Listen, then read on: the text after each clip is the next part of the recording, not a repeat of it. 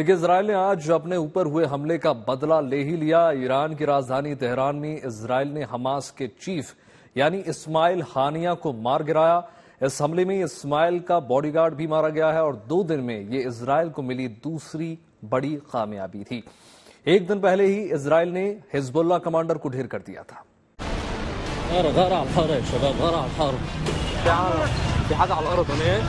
Iran में एक और धमाका और पूरा हुआ बदला इजराइल का।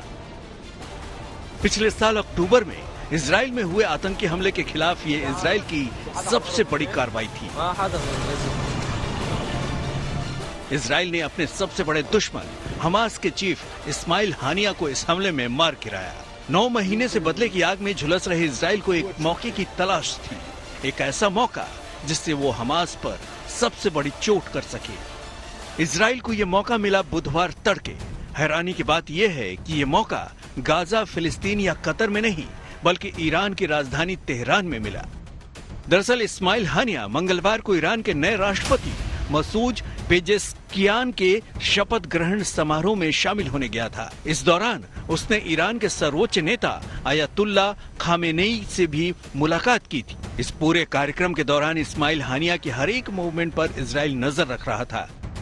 इजराइल को यह पता चल गया था कि इस्माइल हानिया ईरान में किस इमारत में ठहरा है। इस्माइल हानिया के ठिकाने का सटीक पता चलने के बाद इजराइल ने उसे खत्म करने की रणनीति बनाई।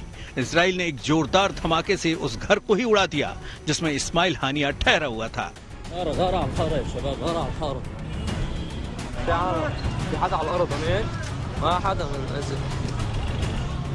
पिछले 9 महीने से चल रही जंग में ये इजराइल की सबसे बड़ी कामयाबी है। ईरान के इस्लामिक रिवोल्यूशनरी गार्ड कोर ने बयान जारी कर इस हमले में इस्माइल हानिया के मारे जाने की पुष्टि भी कर दी है। इस हमले में हमास चीफ का एक बॉडीगार्ड भी मारा गया।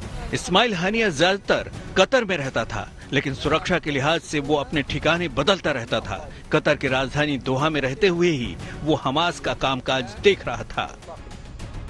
एक दिन पहले ही मंगलवार को इजराइल की सेना ने लेबनान की राजधानी बेरूत में एक हवाई हमले में हिजबुल्लाह कमांडर को ढेर कर दिया था। इजराइल के मुताबिक हिजबुल्लाह कमांडर शनिवार को इजराइल के मजदर शम्स शहर में हुए हमले का जिम्मेदार था।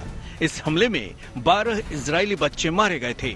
2 दिनों में अपने 2 बड़े दुश्मनों को ढेर करके इजराइल ने बड़ी कामयाबी हासिल कर ली है। Bureau report, good news today.